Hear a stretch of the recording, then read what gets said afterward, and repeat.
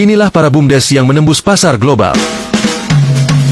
Hingga 2023, sudah ada 22 BUMDes yang telah berhasil mengekspor berbagai produknya, mulai dari kopi, kelapa, lada putih, kunyit, hingga olahan ikan bandeng, lidi sawit, jagung, dan rumput laut, diekspor ke negara-negara seperti Kanada, Belgia, Turki, Cina, Mesir, India, dan Malaysia.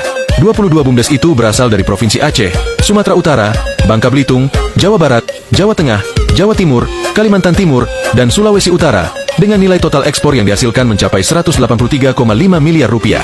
Apakah BUMDes di desamu siap mengikuti jejak mereka dan menjadi bagian dari kisah sukses ini?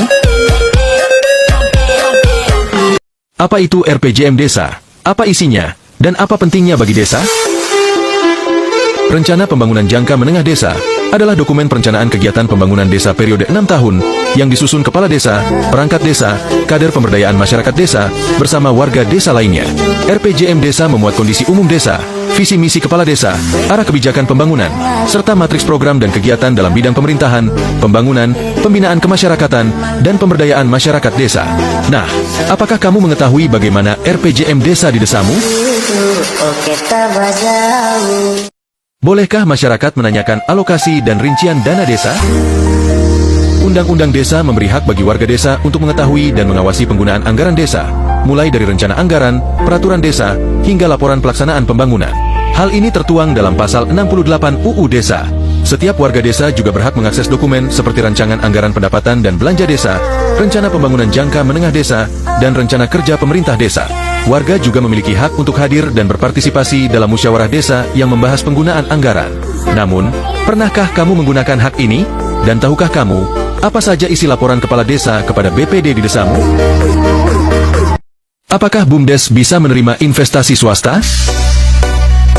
UU Penanaman Modal mengatakan bahwa penanam modal dalam negeri, termasuk pihak swasta, bisa turut berpartisipasi dalam pengembangan desa. Nah, apakah mereka bisa juga menyuntikkan modal untuk BUMDes? Dikatakan dalam pasal 135 PP 47 tahun 2015, bahwa modal awal BUMDes haruslah bersumber dari APBDes dan penyertaan modal masyarakat desa. Dalam regulasi ini, BUMDes bisa kerjasama dengan pihak swasta, tetapi harus disalurkan melalui mekanisme APBDes dan dipastikan sebagai kekayaan kolektif desa. Yang perlu dicatat, bahwa BUMDes adalah lembaga yang tidak hanya berorientasi pada keuntungan finansial, tetapi juga pada peningkatan kesejahteraan masyarakat desa. Karena itu, investasi swasta ke BUMDes juga harus sejalan dengan tujuan ini. Apakah investasi swasta akan bisa membuat BUMDes lebih berkembang? Tulis pendapatmu di komentar. Apakah ada dana pusat untuk PAUD? Pemerintah membuat aturan agar setiap desa memiliki PAUD. UU 23 tahun 2014 dan PP 2 tahun 2018 memerintahkan pemerintah daerah untuk menyediakan layanan PAUD minimal 1 tahun sebelum anak masuk SD. Program 1 Desa 1 PAUD telah dicanangkan oleh Kemendikbud sejak 2012. Namun hingga ini, masih ada 15.000 desa yang belum memiliki PAUD. Pendaftar PAUD pun masih rendah.